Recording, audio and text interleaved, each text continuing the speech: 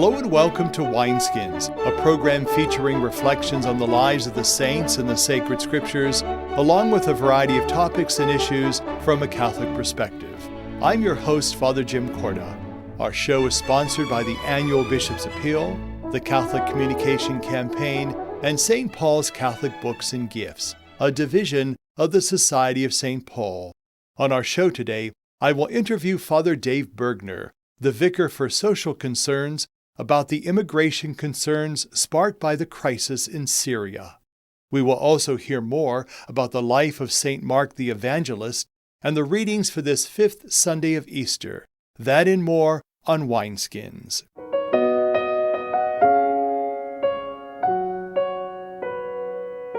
And now in our current issue segment, Father Jack Lavelle, the director of the Bishop's Appeal, will give us an update. 12 weeks ago, people of goodwill from all parts of the Diocese of Youngstown gathered together to launch the 20th Annual Bishop's Appeal for Catholic Charities and Church.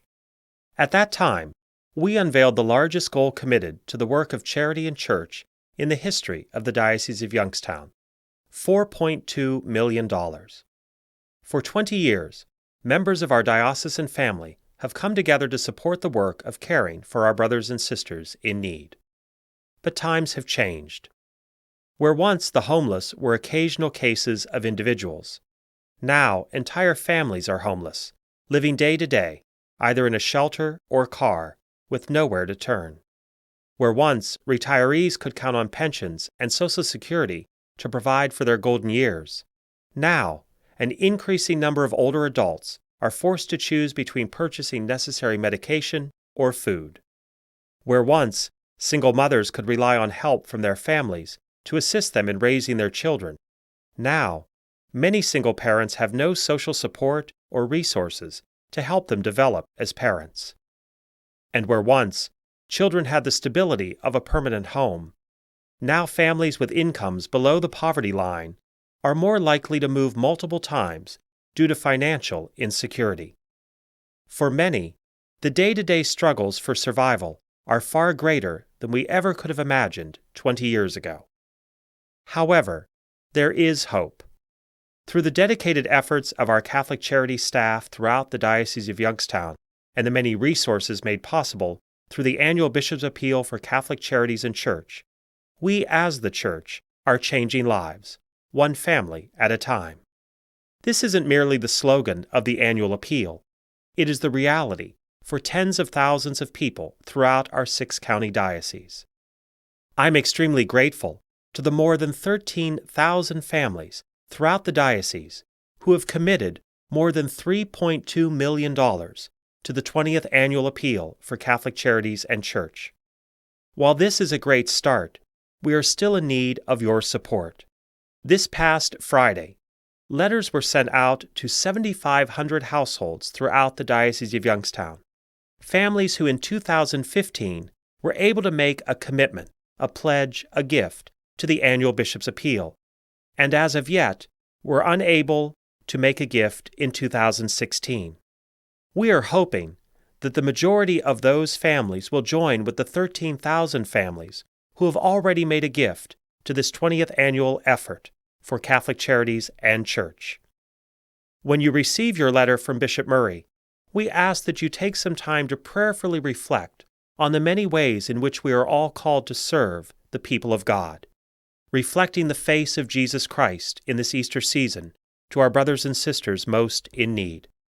As mentioned in the various people who are in great need, we see that we are called to serve children in our communities, those children who need a fair advantage, who need nourishment and nurturing in order to grow into fine adults. And we also see the need to serve the seniors in our community, where once thriving areas had seniors living good and healthy lives. We now recognize that right here, in the Youngstown-Warren area, we have one of the largest rates of food insecurity among our senior citizens. And we know the great increase for average working families, the unemployed and the underemployed, who would love to work or work more in order to care for their families, and yet the economic outlook in our community is not making that possible. and so indeed we are all called to do everything we can. We will conclude the official phase of the Bishop's Appeal requesting for funds on Pentecost Sunday, 4 weeks from today. But we are asking you, if you have not yet made a gift, to prayerfully reflect on the way in which you can join with thousands of other families so that we might meet our large goal of 4.2 million and serve tens of thousands of people right here in our community. On behalf of Bishop Murray, I thank you for your kindness and generosity. Please be assured of our prayers for you and your family during the remaining weeks of this Easter season, and may God continue to challenge all of us to go out on mission and ministry in the name of Jesus Christ. For Wineskins, I'm Father Jack Lavelle.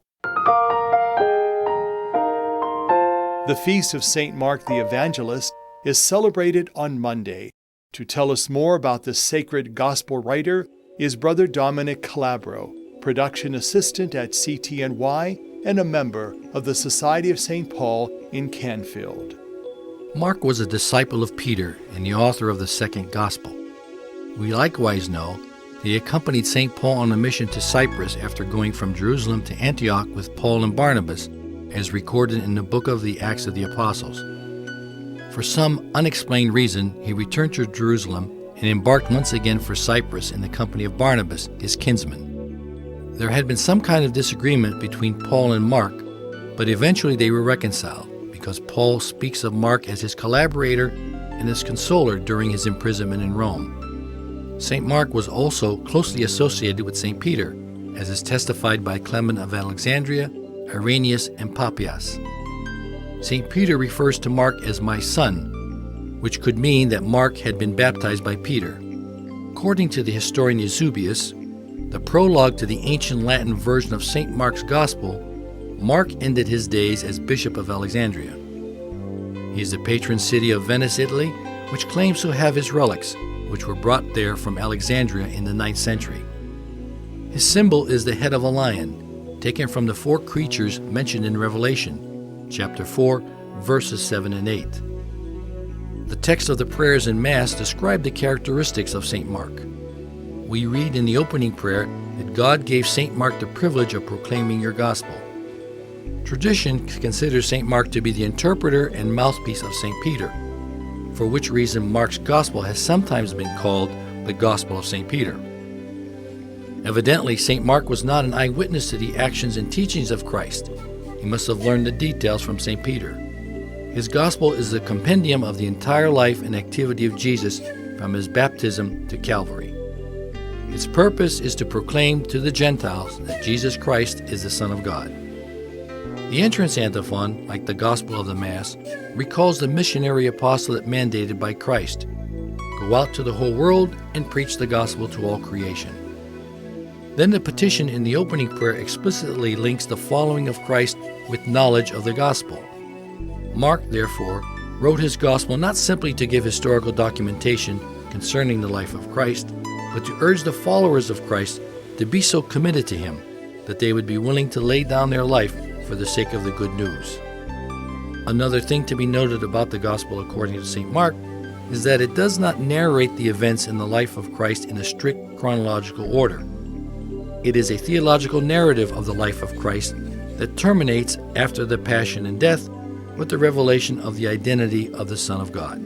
Yet Mark's Gospel is not triumphalistic, focusing only on the resurrection. Therefore, the responsorial for the office of reading states, "To us who are on the way to salvation, the cross of Christ is the proof of God's power." The 2 themes of this feast, the cross and the missionary preaching, are always relevant for all times and places. For Wineskins, I'm Brother Dominic Calabro.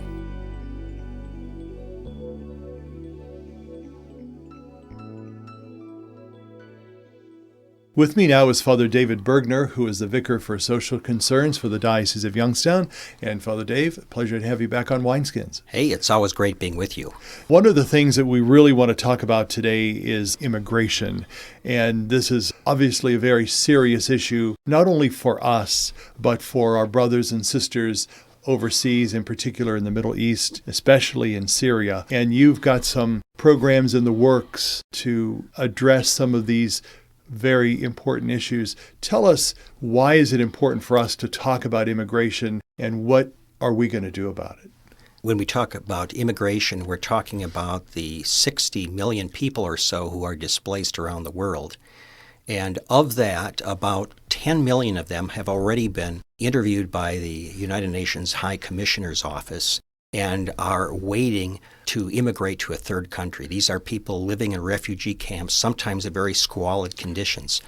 And of course, we hear about the war in Syria, and among Syrians, there are currently 5 million living outside the country, many of them in refugee camps, and another 4 million displaced within the country itself. So this is a crisis, I think, that has precipitated a response on the part of the rest of the world and the church in particular, given our history of welcoming the stranger and caring for the vulnerable. We know that this year Pope Francis has called it a Jubilee Year of Mercy, and so what better time than to reach out in a spiritual and corporal way to respond to this very difficult issue. I often think this time of year we are in a political situation with candidates and so forth, and we've heard all of their takes on all of this. What is the church's take on immigration? The church's take is very much consistent with reaching out to those in need. And we've seen this in our history. And one area in which to do it is to assist in the resettlement effort of refugees around the world. And we're very blessed here in Ohio already by having 3 dioceses involved in refugee resettlement. The dioceses of Cleveland, Dayton, and Cincinnati. So we're hopeful of joining those 3 dioceses and being able to resettle refugees in our community. Would it be something that you would personally reach out to parishes here in our diocese, to particular groups of people? What's the process that you're looking at to utilizing to get this done? Well, I think our Holy Father certainly has invited and perhaps challenged parishes in Europe to each take on and become a sponsor for refugee families. I think that would be a tremendous model for us to follow here in the Diocese of Youngstown. Also, we have so many other wonderful resources within the community that we often take for granted. We have Eastern churches that are heavily involved in the Middle East. We have an Antiochian Orthodox church right here in the Youngstown area, and we have a number of Maronite Catholic parishes. All these communities, these faith communities, are heavily involved in the area of conflict, and we can work, I believe, in partnership with them to help achieve our goal, and that is to resettle Syrian families in northeastern Ohio. You know, one of the things that often comes up is the sense of fear that's kind of pervasive among Americans nowadays. You know, we really are afraid of having other people, so to speak, invading our country. For lack of a better word, it's kind of a crude word. But what would you say to the folks that might have that sentiment or might have that feeling or thought to kind of assuage that? Because aren't we our brother's keeper? We definitely are our brother's keeper, and we have that element of solidarity as part of our Catholic social teaching, whereby we take on some of the pain and sorrow even of our sisters and brothers, including those who are waiting to be resettled in a third country because of political and social unrest in their own country. And often I think the fears are more economic, perhaps, than having any other basis. They may fear for their jobs, for being supplanted by a refugee. And when we talk especially about the Syrians, we are talking about a highly educated workforce who can help contribute to our economy, providing us doctors, teachers, nurses, also entrepreneurs who can start small businesses and employ members who may be underemployed or unemployed in our own community. So I think we need to take an entirely different view of this and not be afraid, but rather embrace, and we will all strive together to make our community richer in terms of cultural mix, as well as to contribute to the local economy and to help rebuild our cities and our community. We know that the population among Syrian refugees, as we had talked about prior to the taping, there's a high percentage of Christians that are involved in that. Tell us briefly about that. Most people, I think, well, this is the Middle East, and therefore it's heavily Islamic, and that is certainly true. But in Syria itself, 30% of the people are Christian. Many of them Maronite Catholics, others Antiochian Orthodox, and often they've been the brunt of some of the political and social unrest. On the other side, we also have a small but very community active a mosque in Youngstown, as an example, who can work with us in resettling Muslim families in addition to the Christians. I think, we can't cherry pick our refugee families. We have to embrace them all. We've got about 2 minutes left of our time together. The folks that are with us might want to know how they can help. What can they do? What would you suggest? I know this is in the planning process because we're probably looking at doing this sometime in the new year, but what can they do now to help you in this very crucial issue?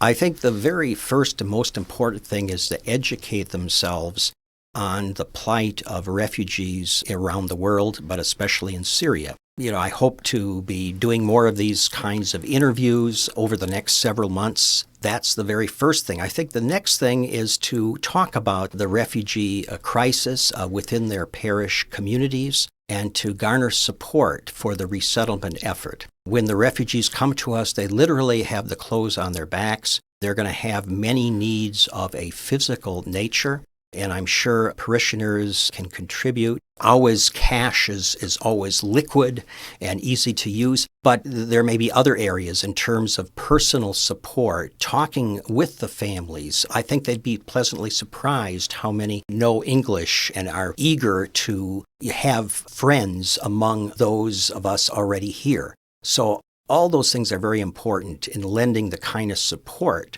spiritual in terms of prayer, but also personal and relational, that I think goes a long way in integrating a new people into our community.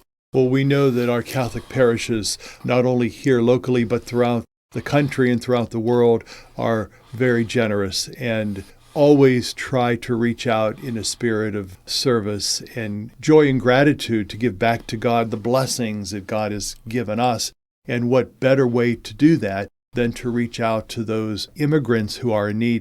Look at our own country was really built on the whole immigrant scene, so to speak. And so why not let's reach out to them during this difficult time in many of their lives. And even if one parish help one family, that's one less family that is experiencing the devastation within refugee camps and also in warring parts of their country. So we thank you for what you're doing through Catholic Charities and through the social concerns in the Diocese of Youngstown, and continued best wishes as you really try to respond to this crucial issue of immigration. Father David Bergner. Thank you so much for having me once again. For Wineskins, I'm Father Jim Corda. Visit the website of the Catholic Diocese of Youngstown at www.doy.org.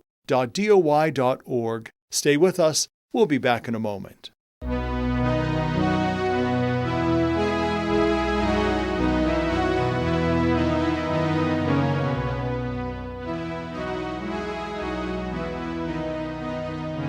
Hello, I am Bishop George Murray of the Catholic Diocese of Youngstown.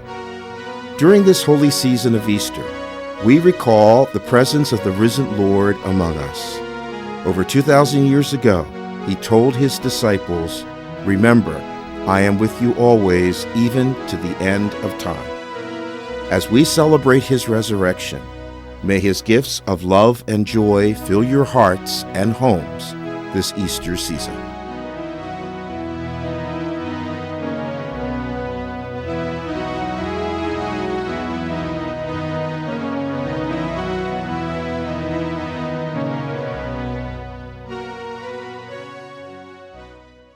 Our song today is by Valimar Jansen.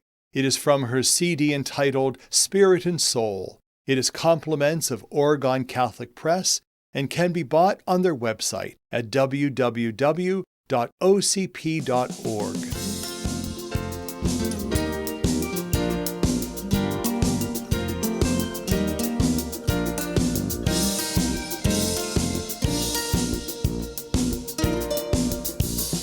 People of God, see the morning is new. Rise from your sleeping and run to the tomb. Come and see, he is alive. A grave that is empty, a promise fulfilled. God who was with us is here with us still. He is here, he is here, he is alive.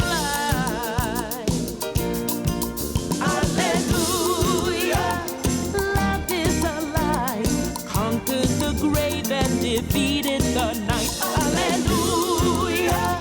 Love is alive. The sun has arisen for all. Your people sing hallelujah. People of God, let your fear fall away. Your chains have been broken. Abandon your shame. Lift your hearts. Lift your hearts. He is alive. Mercy embracing your soul. Hear the fulfillment that once was foretold. It is true, it is true. He is alive. Hallelujah. Love is alive. Conquered the grave and defeated the night. Hallelujah. Love is alive. The sun has risen for all. Your people sing hallelujah.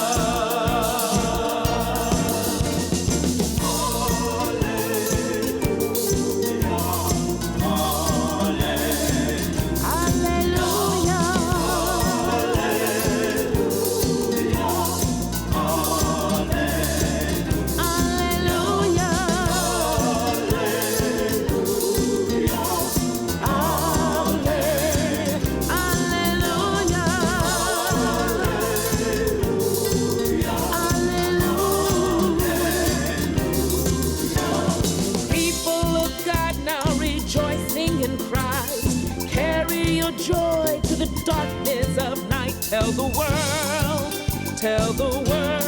he is alive. Hear the good news of this glorious day. Every heart singing as heaven proclaims, he is Lord, he is Lord, he is alive.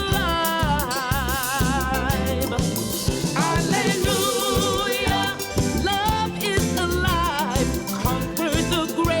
Defeated the night. Hallelujah. Love is alive. The sun has arisen for all. Your people sing hallelujah.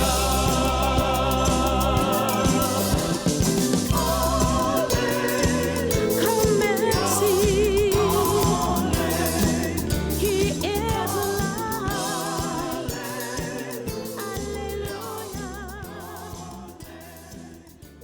Our scripture reflections for this fifth Sunday of Easter will be by Father Tom Dyer. He is president of St. Thomas Aquinas High School in Louisville and administrator of St. Anne Church in Sebring. The seer John in the book of Revelation was not a motivational speaker. He was not the editor of a self-help book. He was not a cheerleader on the sidelines of life shouting, "We will fight. We will win." He was dealing with the reality of the time, and the reality was trial and pain, persecution and separation, families divided, properties lost, life taken. There was no harmony anywhere to be found. And through this apocalyptic work, there is this coded message. Following the destruction, we need to come to believe that we are under the protection of a loving God. He reminds us of the past and how God had worked so diligently and so directly with the people, and how out of pain and suffering He brought good and success. There was reason to hope, and there was reason to pass on what He would see and what we would say, that we remain as God's close people. He is not aloof, He is not indifferent.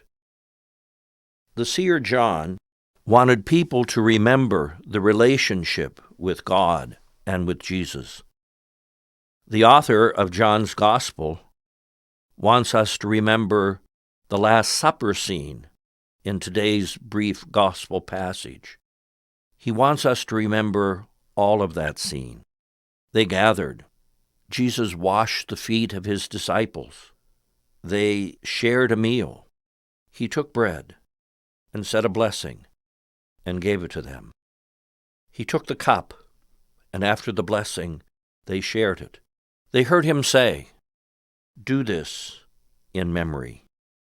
Judas has then gone off to do what Judas was going to do, and now he finds himself preparing those followers for what was to come.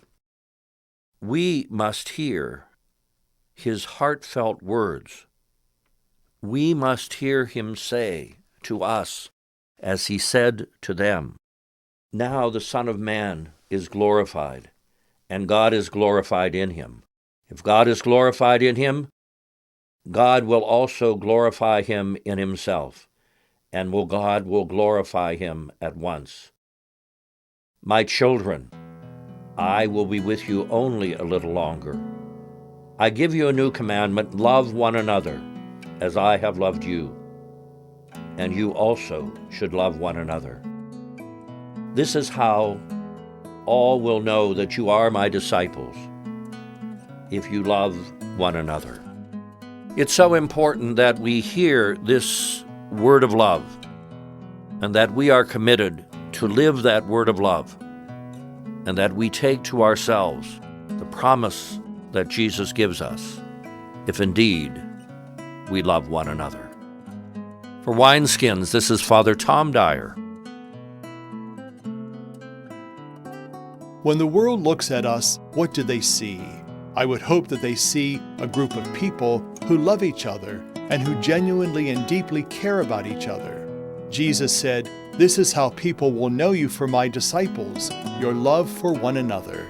Wineskins is made possible by the annual Bishop's Appeal, the Catholic Communication Campaign, and St. Paul's Catholic Books and Gifts. The program is produced by CTNY, the Catholic Telecommunications Network of Youngstown. I'm your host, Father Jim Corda, wishing you a blessed Sunday and a safe week.